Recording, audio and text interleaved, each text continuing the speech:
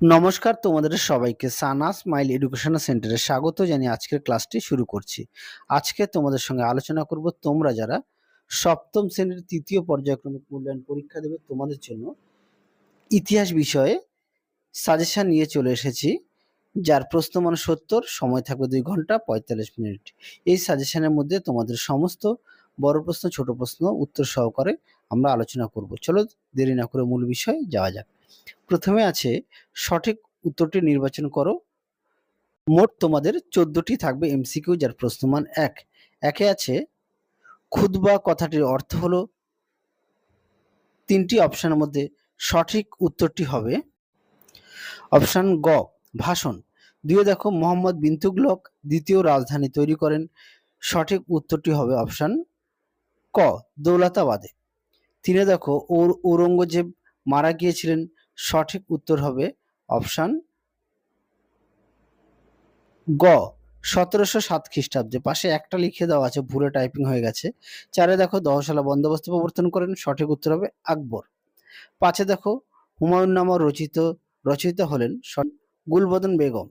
৬ দেখো ফতেপুর সিক্রি নির্মাণ করেছিলেন, সঠিক উত্তরটি হবে খ আকবর। যে কটা প্রশ্ন দেওয়া আছে প্রতিটা প্রশ্ন গুরুত্বপূর্ণ, তোমরা অবশ্যই ভালো করে পড়বে।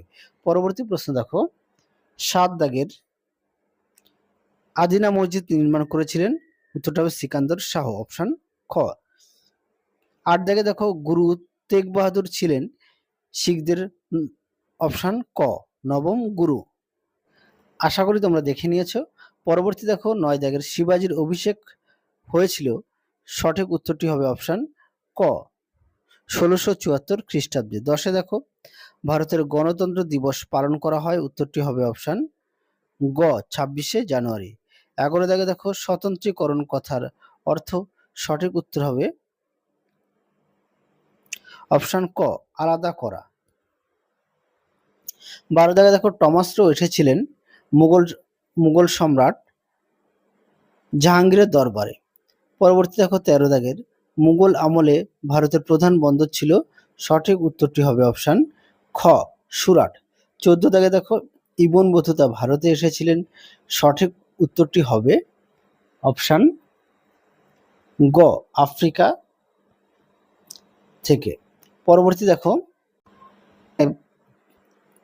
১ দাগের প্রশ্ন আছে, শিরিন কলম শব্দের অর্থ কি, উত্তরটা হবে মিষ্টি কলম। খুব গুরুত্বপূর্ণ প্রশ্ন, পরীক্ষায় খুব আসে। ২ দেখো দশম শিখ গুরুর নাম কি, উত্তরটি হবে গুরু গোবিন্দ সিং। পরবর্তী দেখো কবে ভারতীয় সংবিধান গৃহীত হয়, উত্তরটা হবে ১৯৪৯ খ্রিস্টাব্দে ২৬শে নভেম্বর। ৪ দেখো গ্রাম পঞ্চায়েতের প্রধানকে কি বলা হয়, উত্তরটা লিখবে প্রধান। ৫ দেখো কাকে চিরাগি দিল্লি বলা হয়, দুঃখিত বানানটা একটু ভুল আছে, চিরাগি দিল্লি বলা হয়, সঠিক উত্তরটি হবে সুফি সাধক শেখ নাসির উদ্দিনকে। পরবর্তী দেখো বিয়ের শূন্যস্থান পূরণ করো। চোলদের গ্রাম পরিষদকে বলা হতো, সঠিক উত্তর হবে। তার আগে বলি, তোমাদের আগের ভিডিওতে সমস্ত বিষয়ের সাজেশন দেওয়া আছে, তোমরা যারা দেখোনি অবশ্যই আমাদের প্লে লিস্টে গেলে সাজেশন পেয়ে যাবে। চলো এই প্রশ্নের সঠিক উত্তরটি হবে সভা। ২ দেখো চৈতন্য চরিতামৃত গ্রন্থটি রচনা করেন, সঠিক উত্তরটি হবে কৃষ্ণদাস কবিরাজ। পরবর্তী দেখো ৩ দাগের কুতুব মিনারের কাজ সমাপ্ত করেন, উত্তরটি হবে ইলতুৎমিশ। খুব গুরুত্বপূর্ণ প্রশ্ন, পরীক্ষা খুব আসে, অবশ্যই ভালো করে পড়বে। পরবর্তী প্রশ্ন দেখো বাম স্তম্ভের সঙ্গে ডান স্তম্ভ মেলাও, দেখো উত্তরটি দেওয়া আছে, কি আছে শিবাজি হবে মাওয়ালি, এটা হবে সি। প্রথম বাজিরাও হবে ডি অর্থাৎ হিন্দু বাদশাহী। আকবর হবে বি দিন-ই ইলাহি। আচ্ছা স্বায়ত্তশাসন হবে এ জেলা পরিষদ। আশা করি দেখে নিয়েছো। পরবর্তী দেখো বাক্যটি ঠিক ও ভুল লেখো। মোট ২টি পরীক্ষায় থাকবে। একে আছে মনসব কথাটির অর্থ হলো পদমর্যাদা। তার আগে বলি, তোমরা অবশ্যই প্রতিটা বিষয়ে বাড়িতে ভালো করে পাঠ্য বই খুঁটিয়ে পড়বে, পাঠ্য বইয়ের দিকে অবশ্যই গুরুত্ব দেবে। চলো এই প্রশ্নের উত্তরটি হবে ঠিক। 2 দাগে দেখো, ঔরঙ্গজেবের মৃত্যু হয় 1795 খ্রিস্টাব্দে। এটি হবে ভুল। সঠিক উত্তর হবে 1707 খ্রিস্টাব্দে। আশা করি দেখে নিয়েছো, উত্তরটি পাশেও লিখে দিয়েছি। 3 দেখো, দিল্লিতে সুলতানি শাসনের প্রকৃত প্রতিষ্ঠাতা বলা হয় ইলতুৎমিশকে। এই প্রশ্নের টি হবে ঠিক। আশা করি দেখে নিয়েছো। তোমরা অবশ্যই যদি পারো খাতায় লিখে নিয়ে পড়বে, তাহলে তোমাদের পড়তে সুবিধা হবে। আর অবশ্যই প্রতিটা বিষয়ে পাঠ্য বই খুঁটিয়ে পড়বে, পাঠ্য বইয়ের দিকে গুরুত্ব দেবে। পরবর্তী দেখো, 4 দাগের নিচে দাগ নাম্বারটা একটু ভুল আছে, 2 এর পরে 3 হওয়ার কথা ছিল, দুঃখিত।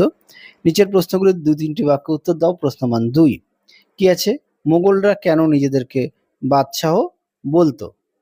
দেখো প্রশ্ন উত্তরটি, আমি আর মুখে বললাম না, তোমরা একটু উত্তরটা একটু দেখে নিও। তোমরা যদি পারো অবশ্যই খাতায় লিখে নিয়ে পড়বে, তাহলে তোমাদের সুবিধা হবে।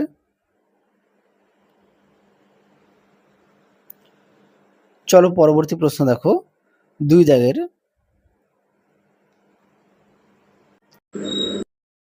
কি? দেখো উত্তর উপরেও দেওয়া আছে, নিচেও দেখো লিখে দেওয়া আছে। তোমরা একটু দেখে নিও, তাহলে তোমাদের পড়তে সুবিধা হবে। অবশ্যই প্রতিটা বিষয়ে পাঠ্য বই খুঁটিয়ে পড়বে, পাঠ্য বইয়ের দিকে অবশ্যই গুরুত্ব দেবে। পরবর্তী দেখো, কবলিয়ত ও পাঠ্যা কি? খুব গুরুত্বপূর্ণ প্রশ্ন, অবশ্যই খুঁটিয়ে পড়বে। পরবর্তী দেখো, 4 দাগের ইক্তা ব্যবস্থা কি? এই প্রশ্নটিও আসে পরীক্ষায়, দেখো উত্তর। পরবর্তী দেখো 5-এর প্রশ্নটি দেখো, ক্যালিগ্রাফি ও মিনিয়েচার কি? দেখো উত্তর। তোমরা প্রশ্নের উত্তরটি পাঠ্য বই থেকে পড়ে নিতে পারো, পাঠ্য বই কিন্তু অবশ্যই গুরুত্ব দেবে। দেখো উত্তর, তোমরা অবশ্যই খাতা লিখে নিয়ে পড়বে। চলো পরবর্তী প্রশ্ন দেখো, 6 দাগের প্রশ্ন, শিবায়ন কি? দেখো উত্তর।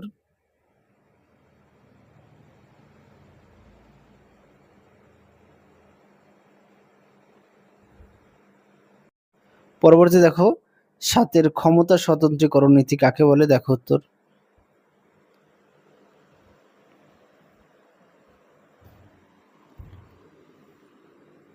পরবর্তী প্রশ্ন দেখো, 8 দাগের গণতন্ত্র বলতে কি বোঝায়? দেখো উত্তর।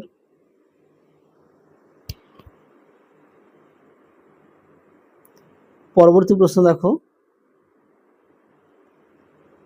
4-এর নিচের প্রশ্নগুলি 4 থেকে 5টি বাক্যে উত্তর দাও, যার প্রশ্নমান 3। দেখো প্রতিটা প্রশ্নের পাশেই পেজ নাম্বার দেওয়া আছে, তোমাদের পাঠ্য বই থেকেই প্রশ্নগুলো উত্তরগুলো পেয়ে যাবে।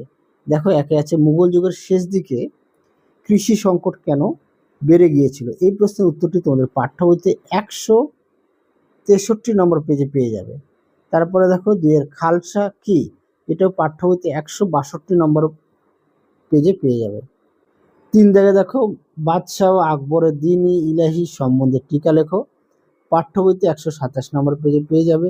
4-এ দেখো, গুরু নানক ও কবির সম্পর্কে লেখো, পাঠ্য বইতে 118 ও 119 নম্বর পেজে পেয়ে যাবে। 5-এ দেখো, ইউরোপীয় কোম্পানির কুঠিগুলি কেমন ছিল? পাঠ্য বইতে 108 নম্বর পেজে পেয়ে যাবে। 6-এ দেখো, টিকা লেখো দাক্ষিণাত্য ক্ষত, পাঠ্য বইতে 84 নম্বর পেজে পেয়ে যাবে। তারপরে দেখো 7 দাগের মনসবদার ও জায়গির প্রথা সম্পর্কে লেখো, এই প্রশ্নের উত্তরটি পাঠ্য বইতে 86 নম্বর পেজে পেয়ে যাবে। তোমরা অবশ্যই ভালো করে পড়বে, আর যে কটা প্রশ্ন দেওয়া আছে সাজেশনে প্রতিটা প্রশ্নই গুরুত্বপূর্ণ, আর তোমাদের পাঠ্য বই থেকে পড়ে নিতে পারবে। পাশেই পেজ নাম্বার দেওয়া আছে, যাতে তোমাদের সুবিধা হয় সেই কারণে দিয়েছি। পরবর্তী দেখো, 5 দাগের নিচের প্রশ্নগুলো 8 থেকে 10টি বাক্যে উত্তর দাও, যে কোনো 3টি। প্রশ্নমান 5। একে আছে, আলাউদ্দিন খলজি কিভাবে মোগল আক্রমণ মোকাবিলা করেন? 2 আছে, ভক্তিবাদী সাধক চৈতন্যদেব, মীরাবাই, গুরু নানক ও কবির সম্পর্কে লেখো, এখান থেকে পাবেই পাবে, খুব গুরুত্বপূর্ণ প্রশ্ন। 3-এ দেখো, হলদিঘাটের যুদ্ধের বিবরণ দাও।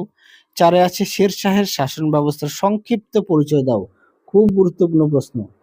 পরবর্তী দেখো, 5-এ সুলতানি ও মুঘল যুগের কৃষকদের জীবনযাত্রা কেমন ছিল? খুব গুরুত্বপূর্ণ প্রশ্ন। 6-এ দেখো, আকবরকে মহান সম্রাট বলা হয় কেন? সাথে দেখো পৌরসভা ও গ্রাম পঞ্চায়েতগুলি কি কি কাজ করে, এই প্রশ্নটা গুরুত্বপূর্ণ। নিচে দেখো লিখে দিয়েছি এই প্রশ্নের উত্তরগুলি তোমাদের রায় ও মার্টিন প্রশ্ন বিচিত্রার তৃতীয় পর্যায়ক্রমিক মূল্যায়নের যে মডেল সেটগুলো সমাধান করে দেওয়া আছে, সমস্ত প্রশ্নের উত্তরগুলি সেখানে তোমরা এই প্রশ্নের উত্তরগুলি থেকে পেয়ে যাবে। তাহলে চলো আজকের মতো এখানেই সমাপ্ত করছি। আবার দেখা হবে খুব শীঘ্রই তোমাদের পরবর্তী ভিডিওতে। তোমরা সবাই সুস্থ থেকো, ভালো থেকো। আজকের মতো টাটা।